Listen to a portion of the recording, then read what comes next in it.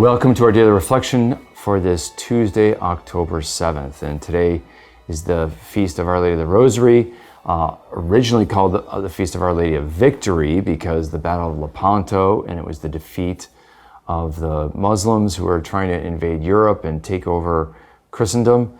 And Pope Pius V, St. Pope Pius V, asked Don Juan of Austria and all of Christendom to pray the Rosary. And the Christians won a miraculous and decisive victory against all odds, again being outnumbered and outgunned, and they won.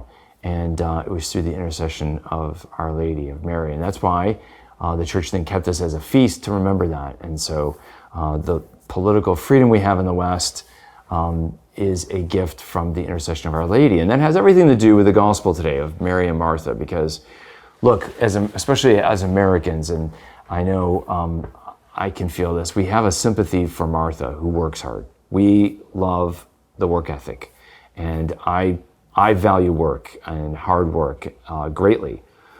But what we also have to value, and even more than work, is the work of God, the Opus Dei, and that is prayer. Prayer is a different kind of work altogether. It's hard, it's arduous, it takes courage and fortitude to have a life of contemplation, a life of prayer. Trust me, prayer sounds a lot easier, but go and pray. See if you can pray an hour a day in quiet, silent contemplation. And if you can persevere in that, it's arduous, it's difficult. It's not easy to sit quietly and in silence.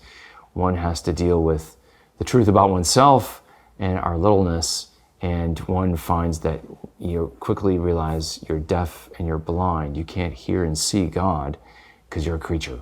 And He is the Creator, and He's much greater, and that's very humbling and difficult.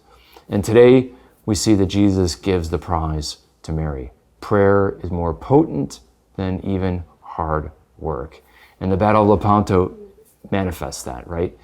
Who won that battle? The soldiers who fought, or all the peasants and people praying on their knees, the Rosary?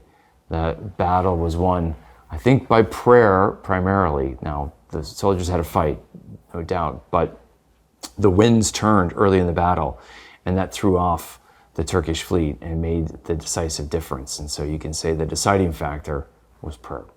And so we can't forget that in our own lives, that prayer makes all the difference in the world. You know, Monica learns this with Augustine. It's Monica's prayers that win the grace of Augustine's conversion. And it wasn't the work that Ambrose put into his preaching that was a factor, it helped. But really the grace of conversion came through Monica's fasting and her prayers. And so let's realize today the power of prayer. And let's take up the arms of Mary, and we will realize that if the church is in travail and in trouble, if the people of God face great threat, the way out, the way to victory, is first and foremost prayer. So let's take up that Rosary today and pray for those who need grace. Let's pray realizing that is the work of God, what is known as Opus Dei, the work of God. Let's take up the Opus Dei. That's the work that makes all the difference in the world. Worship and prayer. May the Lord bless and keep you.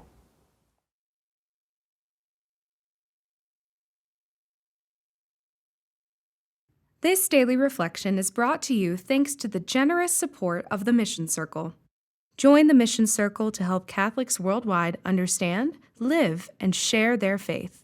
Sign up at missioncircle.org today.